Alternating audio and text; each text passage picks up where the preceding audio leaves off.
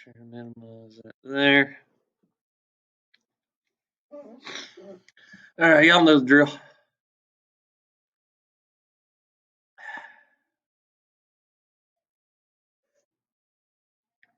Welcome to History by Phillips. I'm Mr. Phillips, and this is the last part of the Growth and Expansion lecture series. The first part of this series, we talked about the economy, pretty much the difference between the North and South. Yesterday, we talked about the infrastructure. Sorry, I'm having to find my notes here. We talked about the infrastructure of the United States starting to emerge. You can see that in two big ways. One, with all the roads that are being built. We talked about the National Road and the Wilderness Road, especially the Wilderness Road for my Tennessee folk here. Uh, it leads to the Cumberland Gap. Then from the Cumberland Gap, a lot of settlers start pouring into Tennessee, Kentucky, that part of the country. We also talked about waterways, how steam engines may travel a lot faster on these boats. They was able to go against the current without issues. Well, I won't say without issues, but they're able to travel against the current. They start building canals because remember, American rivers don't run east to west or west to east. So they had to pretty much build canals. It's a man-made river. They build these canals that way they could start going across the country in the east and west direction. Uh, but that'll bring us to today. Today's lecture is going to be on unity and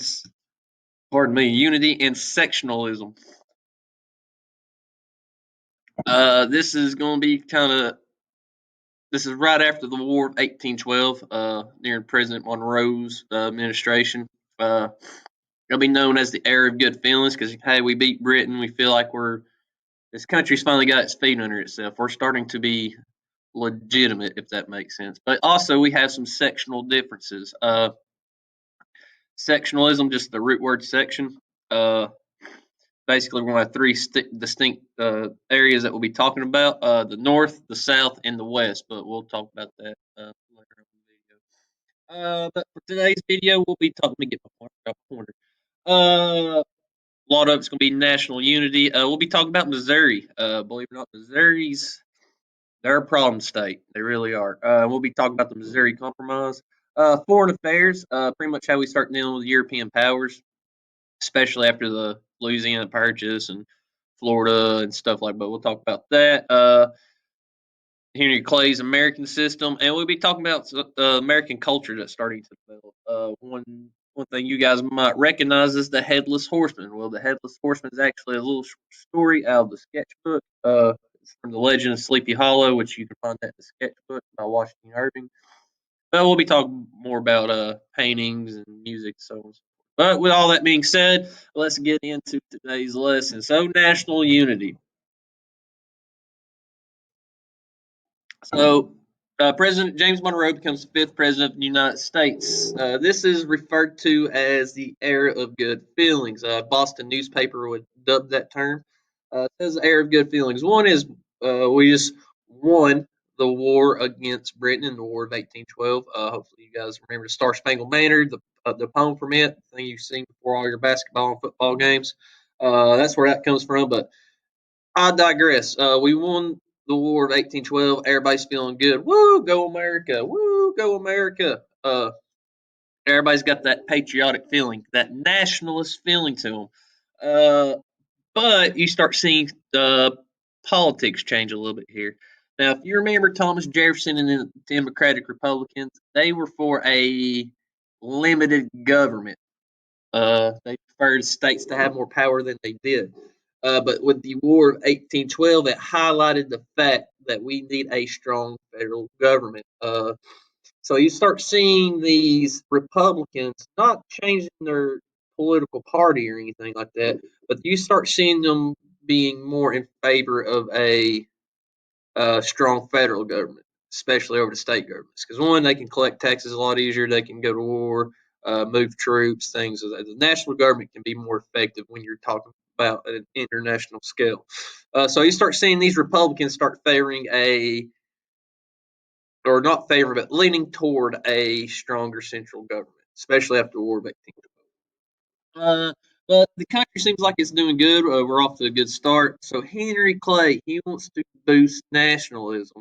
So we'll come up with something called the American system. It's often referred to as Henry Clay's American system.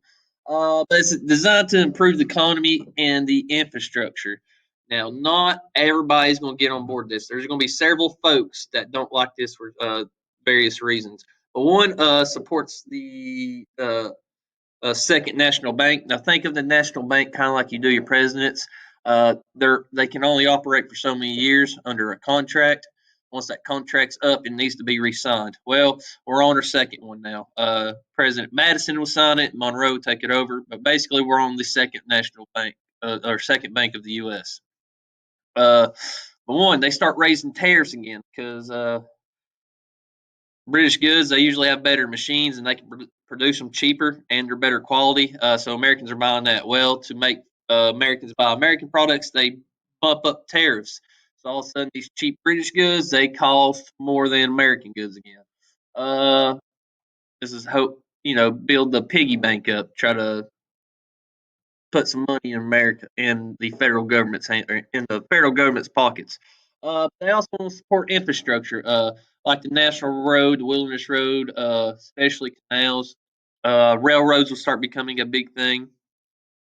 But with all these plans, it sounds good on paper, but you start seeing these sectional differences occur, and they're very distinct for the most part. This is the rough, it's not exactly a map, but you'll get the point with this. You have the north start coming out, the south down here, and the west. I wish I could find a better map, but that's good. The north, the south, and the west. Now, the north, they love these tariffs. Because a lot of the industry is found in the north. Remember, the northern economy is based on industry, so they're loving these tariffs. They're making people are having to buy American goods, while the South they don't like it because once again they didn't industrialize. They are an agrarian economy. Uh, they rely on slave labor. So Southerners are having to pay more for these tariffs. Not everybody can agree on roads. A lot of folks will argue, why should my Georgia tax money go help build a road in Pennsylvania, or why should my New York tax money go help build a road in Kentucky? You start seeing folks get bitter about this kind of stuff. But Henry Clay's main goal is to improve the United States and bolster nationalism. But what you start seeing happening is a very distinct subcultures emerging between the North, the South, and the West. Speaking of which, oh yeah, got to talk about some Supreme Court cases real quick. Ones you need to know. So the Supreme Court, they made a lot of, not a lot, but some important decisions during this time period. You got Fletcher versus Peck. This is where they just go in and review state laws. If they declare it unconstitutional, they outlaw it. McCullough versus Maryland. The state cannot tax the federal government. So what was going on here was there was a federal bank in Maryland, and McCullough tried to tax it. They refused to pay, saying, "Hey, we're the federal. We tax you. You can't tax us." The Supreme Court ruled in Maryland's favor, saying, "No, you can't tax the federal building. States cannot tax federal. That'd be like a child punishing their parents or something. It don't make sense. So they ruled in that the states can't tax the federal government. But the big one is Gibbons versus Ogden. So what's going on here is there's a think of as canal between New York and New Jersey. Somebody owns that New York strip, and they'd only allow New York boats on it. So the folks in New Jersey, they wasn't allowed to take their goods through there, nothing like that. Supreme Court rules, no, you can't do that. Only the federal government can regulate interstate trade or commerce, pretty much trade between states. A state can't stop another state from trading, if that makes sense. Only the federal government can tell states when and where they can trade.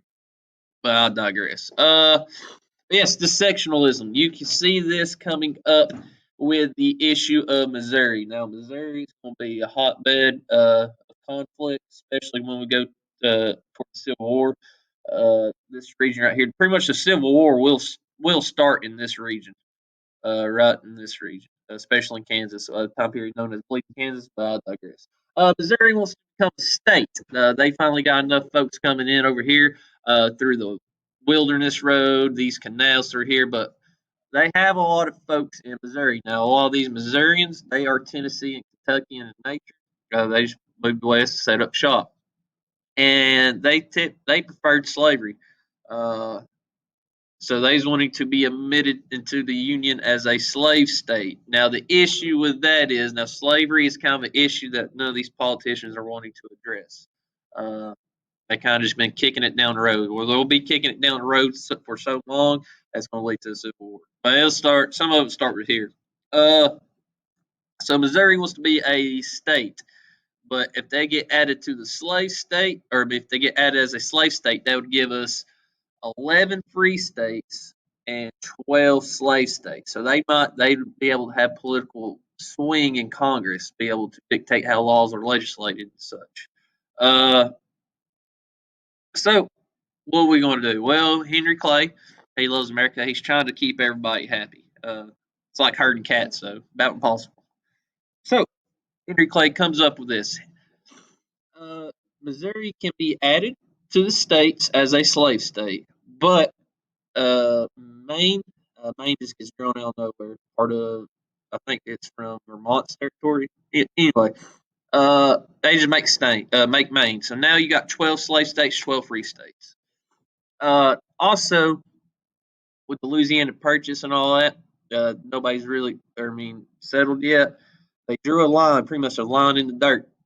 Well, not a literal line in the dirt, but they drew a line saying, all right, no more slaves can be above this line. No slavery will be outlawed above this line. If you already have slavery, like Virginia, Kentucky, Missouri, it's fine. But no new states above this line will be allowed to have slavery. We'll be talking about that in a couple of weeks. How that compromise got broke. But I digress. But basically, you get Missouri added as a slave state, Maine added as a free state. And they draw a line in the sand at the 3630 North parallel. You wonder what that is? That's your lines of longitude and latitude. It's on that line. Basically, take the northern border of Tennessee and extend it all the way out. That's your line. I digress. We'll be talking about Missouri slavery, abolitionism here shortly. But foreign affairs. So what's going on with the foreign affairs side? Covered up my thing a little bit. Anyways, with Britain, we're like, hey, let's just both stop fighting on the Great Lakes. We'll reduce our things, reduce our boats on the Great Lakes. Just fell over there. Anyway, so they reduced their presence on the Great Lakes, and they'd also helped establish the Canadian boundary because remember Canada's still pretty much a British colony. So that Canadian border that you know today, they pretty much established that. It's like, hey, we won't guard it. You won't guard it. I won't guard it, but we'll maintain it. And it's the longest unprotected border in the world, even today. Uh, but that's enough with Britain. We're kind of getting on a good footing with Britain. They're kind of leaving us alone. We're leaving them alone, and we're working well together. Spain, on the other hand, so Spain still owns Florida, Mexico, all the way up to California, all that. Well, there's Indian problems. There's always Indian problems. Well, these Indian problems is going to be the Seminole Indians of Florida. They are accused of going into Georgia, raiding Georgia, some of the villages and towns there, retreating back to Florida because Florida is owned by Spain. Well, General Andrew Jackson, he hears about this. He goes in and he pretty much claims West Florida, him and another general. But then he starts chasing the Seminoles that were retreating from Georgia all the way into the East Florida. He basically just walks into Florida and steals it right from under Spain. He takes over the forts, you name it. But essentially, Andrew Jackson steals Florida. Spain sees this and they're not wanting to get into a fight. They see how well that worked out for Britain, how well it worked out with France when they tried to fight a war across the ocean. It didn't work out too well. So They kind of just end up giving up Spain or giving up Florida to the United States. This will be made official with the Adam Onis Treaty. But essentially, you have Andrew Jackson. He's chasing the Indians down in Florida, and while he's in Florida, he's like, "I'm going to take it." Uh, Secretary of State at the time, John Quincy Adams, didn't authorize him to do that, but it's Andrew Jackson. You just don't tell Andrew Jackson no. He's like, "Well, I mean, you already did it, so I guess we'll take Florida." It's almost like the Louisiana Purchase. They didn't have the authorization to do it, but they kind of just did. Uh, Same thing here. And also, you'll see the Monroe Doctrine get established. So basically, this is a threat to Europe. They say, Europe, keep your stuff over there. Don't bother us, and we'll stay to ourselves over here. Basically, imagine the Atlantic Ocean. It's like, do not cross this line. Do not come over here. Try to start insurrections. Don't try to do colonization. Don't do none of that. And we'll stay out of your European problems. We won't get involved in your wars and your politics, so on and so forth. So basically, the Monroe Doctrine is saying Europe, stay out of the Americas, North and South America, and we'll stay out of European affairs. Because there's rumors that Russia and Prussia and some of these other countries are wanting to help Spain retake their land. So they came up with this doctrine. Like, nope, stay out. We'll dare you. Uh, Basically, it was the Monroe Doctrine. But yeah, last but not least, let's talk about the emerging American culture. I'm sure some of you guys have seen it, especially last month with all these Halloween movies and stuff going around. But the Legend of Sleepy Hollow, the Headless Horseman, that comes from a book, the sketchbook written by Washington Irving. It is the Legend of Sleepy Hollow. It's about Ichabod Crane and his school teacher and the spooky. Also, you'll have painters like George Catlin, Thomas Doty. Uh, Catlin, he's obsessed with painting Native Americans. He has dozens, if not hundreds, of paintings of just various Native Americans. He's just obsessed with their culture and their way of living.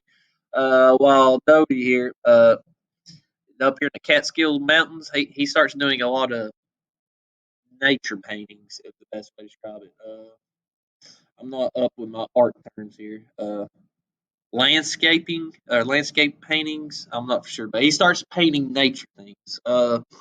Very beautiful stuff. And also music. The banjo is starting to be a thing. Americans learn about the banjo from the African slaves. The slaves pretty much helped invent it. That's why it became prominent in the South. Now, a lot of folks like to make fun of it, but it's actually a slave tool, not a slave tool, slave instrument, slave inspired. So, but you start seeing folks getting on their banjos, they start getting on their fiddles, everywhere, anywhere from the White House to some dude's tent in the woods. Everybody's playing music. Not everybody, but everybody's enjoying it because once again, they don't have the Netflix, they don't have movie theaters, things of that sort. So a lot of folks they resorted to music and telling or doing plays, things of that sort. But one instrument that became real popular was the banjo. Just the way some folks can lick on it and stuff. It's woo. But I digress. But that has been it for this lecture series. This one's not gonna lie, this was a rough one. But next week, not next week, because next week's Thanksgiving, but the week after, we'll be talking about one of my favorite president, I think. Yeah, we'll be talking about him. But that's been it for the growth and expansion. Just a quick review. In the first lecture, we talked about the economy. Basically, the northern economy is based on industry, while the southern economy is based on agriculture and agrarian, backed by slave labor.